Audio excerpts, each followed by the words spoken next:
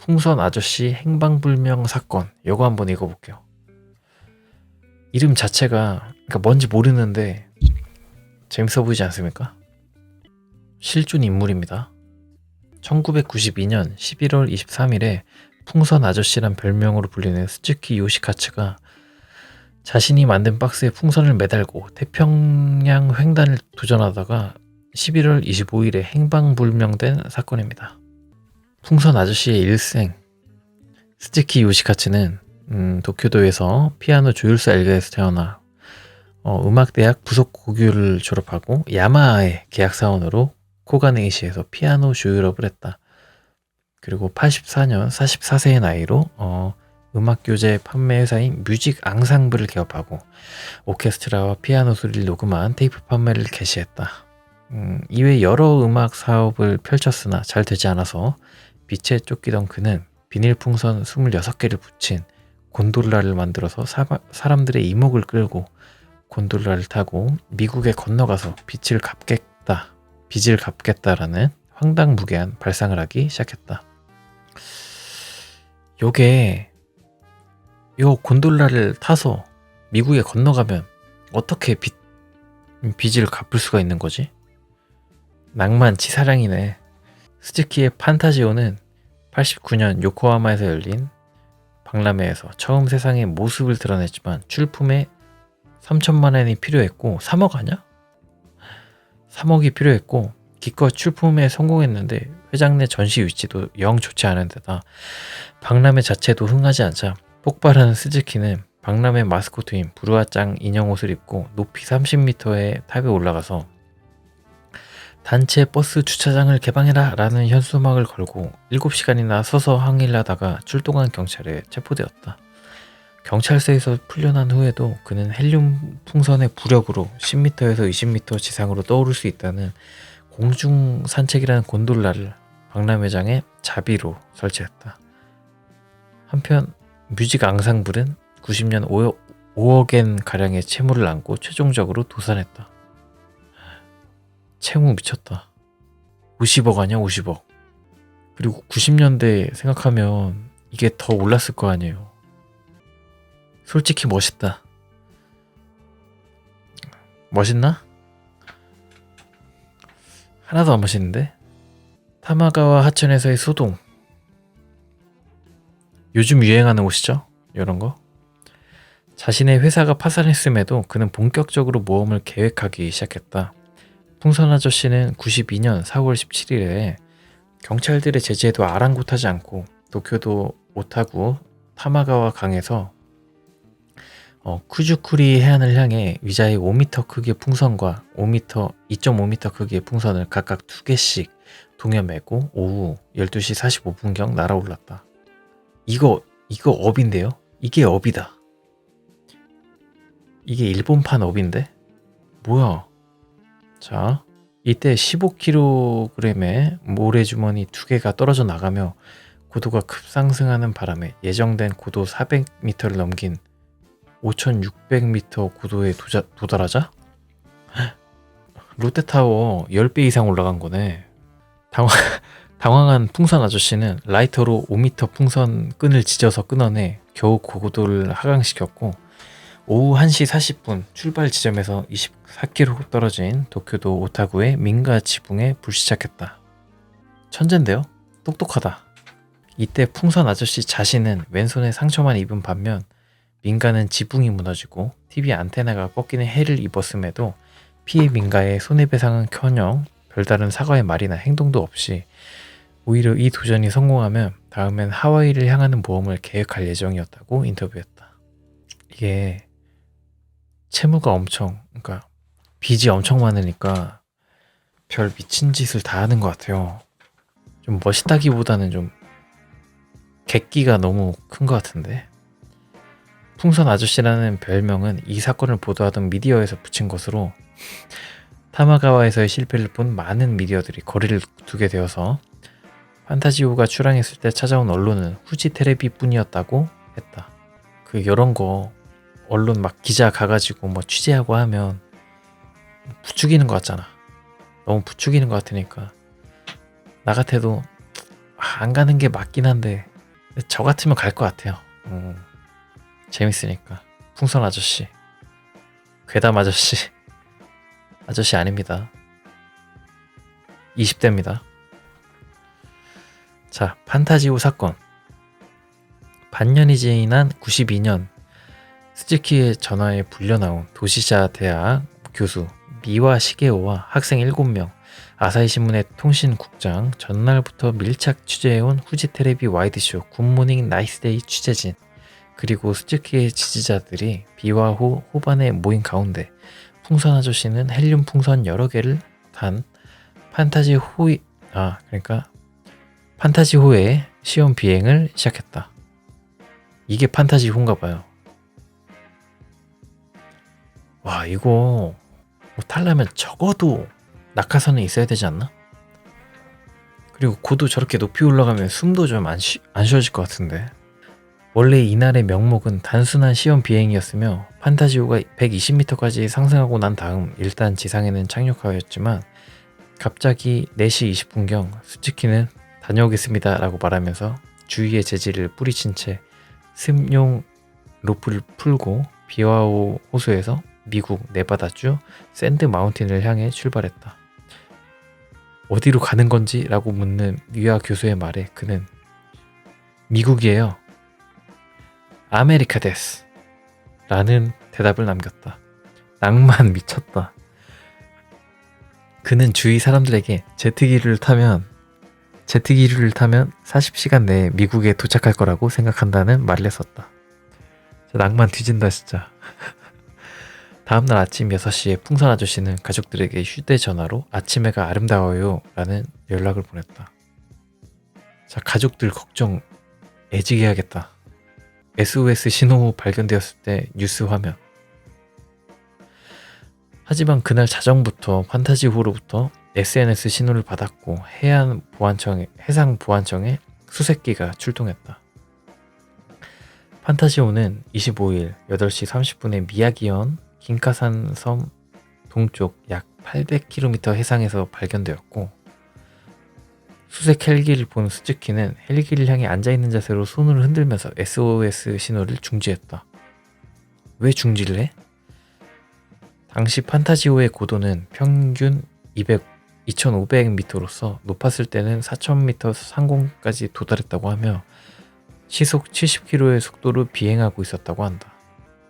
신호도 중지되어 계속 비행할 의사가 있다고 판단하는 데다 약 3시간 뒤에 판타지호가 구름 속으로 사라지자 수색기는 추적을 중단할 수밖에 없었고 위 뉴스 화면에 있는 순간이 판타지호가 세상의 모습을 드러낸 마지막 순간이 되었다고 합니다. 사실 비와호에서 킨카산까지만 해도 직선거리로 무려 570km에 달하는 거리고 킨카산에서도 800km를 더 비행한 데다 추적기가 3시간 동안 감시까지 하는 동안에도 시속 70km의 속도로 비행한 것까지 감안하면 무려 1580km라는 거리를 비행한 것이 되니 이것도 나름대로 대단하다고 할 수는 있지만 문제는 비와호에서 목적지인 미국 네바다주 샌드 마운틴까지는 무려 8700km나 떨어져 있다는 것이다. 1580km나 왔어도 목적지의 반의 반도 다다르지 못했다. 진짜 많이 가긴 했다. 대단한데 이거는? 해보고 싶긴 하다. 자, 전문가는 실험 전에 풍선으로 미국에 간다니 말도 안 된다고 이야기했으며 풍선이 미국까지 갔다는 증거가 없으니 아마 바다에 떨어져 사망했을 것이라고 예상했다. 실제 긴카산은 태평양과 맞닿아 있는 섬이라서 여기를 넘은 게 확실한 이상 바다에 추락해 사망했거나 살았어도 바다 한가운데에서 조난당해 사망했을 가능성이 매우 높다. 시신이 발견되지 않아 94년까지는 후적상에는 살아있는 것으로 되어 있었으나 2001년 2월 1일자로 실종 선고가 확정되었다. 즉 일본 민법상 실종 후 7년이 경과하여 사망한 것으로, 그러니까 일본 민법상 실종 후 7년이 경과하여 사망한 것으로 간주된다. 알래스카에서 시신이 발견되었다는 소문은 루머로 밝혀졌다. 알고 보니 숨어서 잘 살고 있는 거임. 일리가 없겠죠. 근데 그럴 수도 있겠다.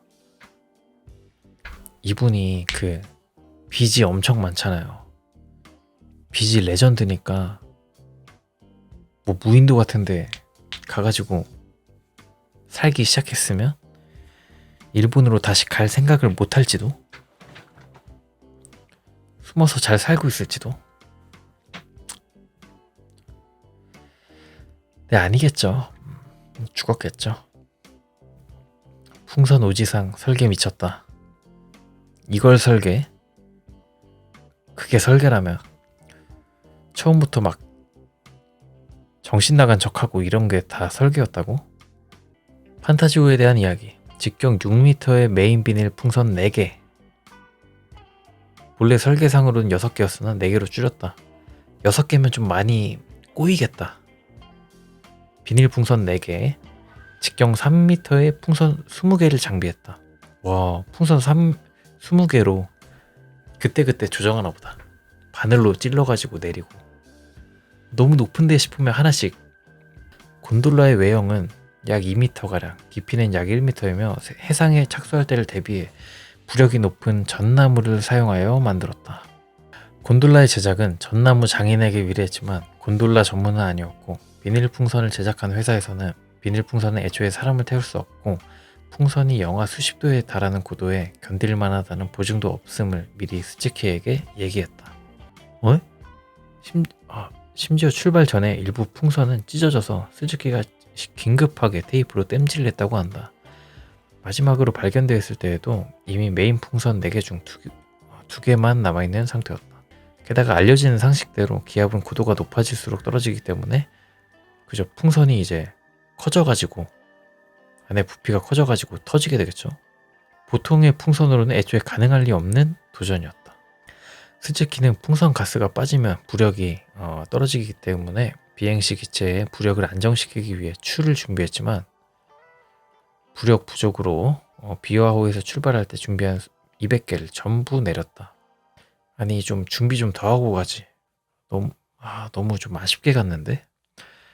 수지품으로는 산소 충전기와 마스크, 높은 고도를 대비를 했네요. 일주일분 식량, 경익 경도 측정기, 고도계, 속도계, 해난 구조 신호기, 낙하산, 레이더 반사경, 휴대전화, 지도, 영하 60도 이하의 기온에 견딜 수 있는 방한복, 헬멧과 자외선 차단 선글라스 등이 있었던 걸로 보아 준비는 꽤 철저하게 한 것으로 보이지만 무전 면허를 소지하지 않았기 때문에 무전기는 포함되지 않았고 고도계의 사용법도 제대로 이해하지 못했다고 한다. 이거를 무전기도 안 갖고 이거 하는 게 말이 안 되지 않나? 그냥 죽고 싶었나? 그냥 풍선 타고 죽고 싶었을지도 모르겠네요. 빚이 많으니까. 일본에서는 그런 일이 있었지 정도의 유머 취급을 받는 모양이지만 남겨진 가족들, 특히 아내였던 이시즈카 유키코는 2006년 기준으로 그의 회사 공동 경영자로 집이 저당 잡혀 있었고 남긴 빚을 필사적으로 갚느라 엄청난 고생을 했다고 하는데 그 빚을 다 갚았는지는 알 수 없으며 16년 포르투갈인 남성과 재혼하고 나서 암으로 세상을 떠났다고 합니다. 2000년에 남편을 회상하면서 풍선 아저씨의 조율이라는 책을 출간했다. 만약 8, 90년대가 아닌 21세기였다면 그의 기행이 화제를 불러일으켜서 사업이나 방송 쪽에서 활동하며 빚을 갚을 수 있었을지도 모른다. 근데 이거 진짜 요즘이었으면 이거 미스터 비스트잖아요. 풍선 아저씨로 진짜 좀 빚을 갚았겠는데? 유튜브 엄청 잘 됐을 것 같은데. 82년에는 풍선을 탄 위자를 타고 하늘을 나는 짓도 벌인 사람이 있다고 하네요. 이건 또 뭐야? 98년 1위 레리 월터스.